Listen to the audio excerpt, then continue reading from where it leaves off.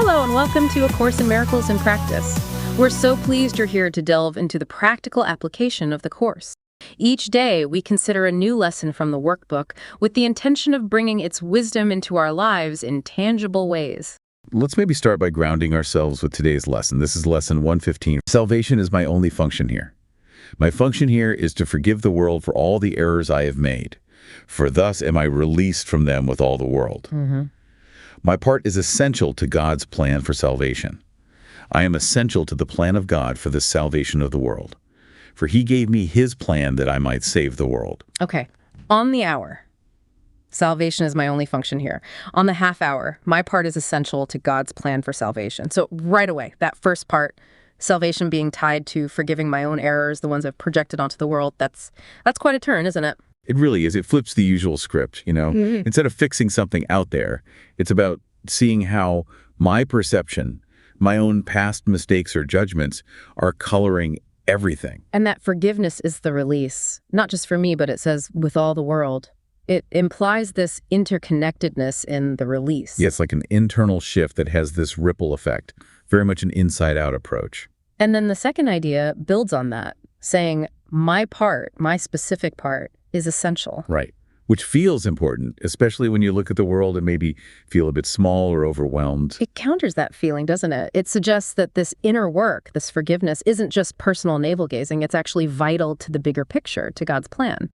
It leads quite well into a question we received, actually. The listener wrote, I'm seeing so many things happening in the world that truly upset and scare me, and I want to help. I see people being deported illegally, for example. It seems like the Course just wants us to send thoughts and prayers, though. How can I help people and still practice the Course? Yeah. That's a very real and understandable feeling. You see things happening like the difficult situations around immigration, the rhetoric, the fear, and you feel this pull to do something concrete. Definitely. And it's easy to see why someone might read the Course and think, wait, is this just asking me to sit back and think nice thoughts while people are suffering? That feeling of, well, perceived inaction. All right, the thoughts and prayers critique. It's a common hurdle. The Course doesn't say don't act. It guides us towards action that comes from love, not from guilt or fear or obligation. So the motivation is key. It's not whether to act, but why. It is. But maybe one way to approach it through the Course's lens is, how does this practice of forgiveness, of seeing innocence, actually change the helper? I mean, change the person who wants to take action. Yeah. If you practice seeing past the conflict, past the fear, in others and yourself, what does that do to you? Maybe it makes you less reactive, more clear-headed. Less driven by anger or panic, perhaps. So you could still act, but the energy behind it would be different, maybe more grounded. Possibly more grounded, maybe more compassionate, even wiser in the approach. So for the listener concerned about deportations, acting from love could look like many things, couldn't it? Yeah. I mean, it could be showing up physically to support someone. It could be donating resources. Or organizing, contacting representatives, maybe offering sanctuary if that's possible. It could even be having difficult conversations with people, trying to bridge divides from a place of understanding rather than attack. All of those are actions. The difference the Course points to is the internal space they come from. Is it coming from us versus them, fear and anger?